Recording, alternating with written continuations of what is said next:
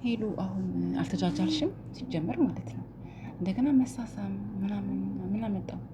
ችግር እዚህ ድራማም ሆነም አልሆነም ይሄ ነገር ማድረግ የለብሽም ናቲ። እዚህ ጋር ትናንት ሊስምሽ ሲል አልሳምን ብለሽ ስንት ነገር ስታደርጊ አልነበር እንዴ? እኔ እንደዚህ አላደርግም፣ እኔ እንደዚህ እንትን አለም፣ እኔ እንደዚህ እንትን አለም፣ እንዴት እንደዚህ ታደርጋለህ ብለሽ ትጠብቂው ነበር። ምን አለብሽ አሁንስ? እውነት ትናንትና የአብስራ ጋር ስትለጣጠፊ ነበር። ዛሬ ደግሞ እሺ ተባለ። ደግሞ ናቲ መጣ። ናቲ ፍቅር አሳየሽ፣ ፍቅርን ገነባሽ፣ ፍቅርን እንደ አዲስ አየሽ፣ አዲስ ህይወት ጀመራችሁ። መልሰሽ ደግሞ አሁን ያዙኝ ልቀቁኝ ባጣቆየሽ ነበር እንዴ ናቲ? የምታደርጊው ነገር እንዳይቆጭሽ። ምክንያቱም እሱ ባጣቆየሽ አይደለም ሲሄድ እሱ የፈለግሽው ነገር ያደረሽ እሱ ሲመጣ ብቻ ለምን እንደዛ ያደረኩልሽ ልትወቅሻችሁ። ኧረ በጣም የሚያስጠላ ነገር ነው። ድራማ ነው ምናምን የምትሉ ደግሞ አላችሁ። ምንድነው ድራማ? ምክንያቱም ድራማ ቢሆን ሺ ጊዜ ይሄ ሊሆን አይችልም። ናቲ የሚያስከፋውን ነገር፣ ፍቅረኛሽ የሚያስከፋውን ነገር፣ ባላይ ብለሽ የምታስቢውን ሰው የሚያስከፋውን ነገር ማድረግ የለብሽም።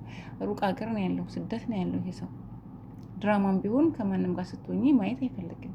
አንቺ ብትሆኚ ብታረጊ ኖሮ ይሄኔ ስንት ነገር እሱ አድርጎት ቢሆን ይሄኔ ስንት በጮሽበት። እሺ ጊዜ ምንም ይሁን ምንም እውነት ልውል ራሱ ብሏል እኮ ናቲን ቢያይሽ እንደዚህ በጣም የሚያሳዝን ነገር ነው። በጣም የሚደብረው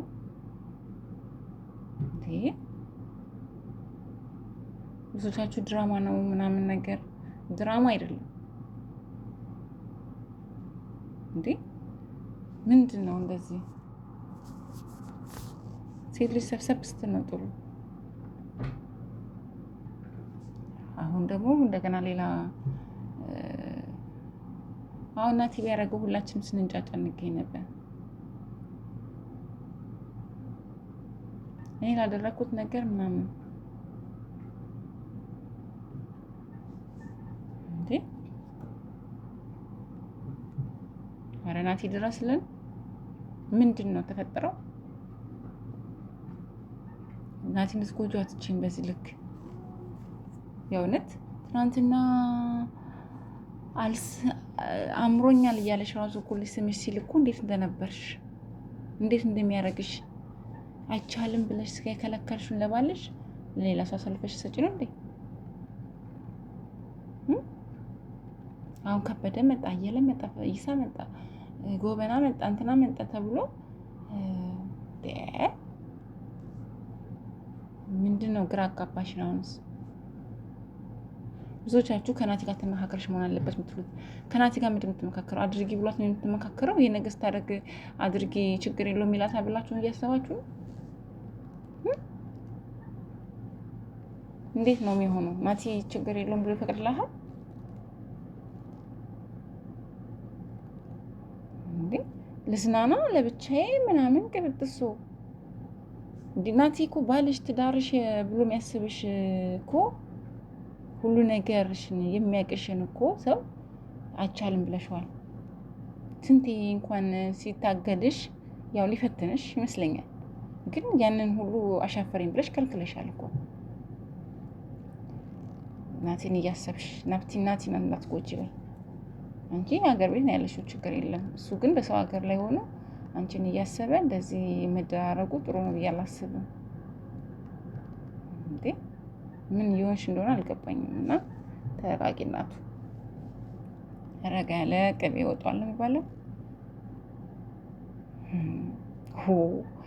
ማታመጣው ጉድ የለም እኮ እች ልጅ፣ ማታመጭብን ጉድ የለም።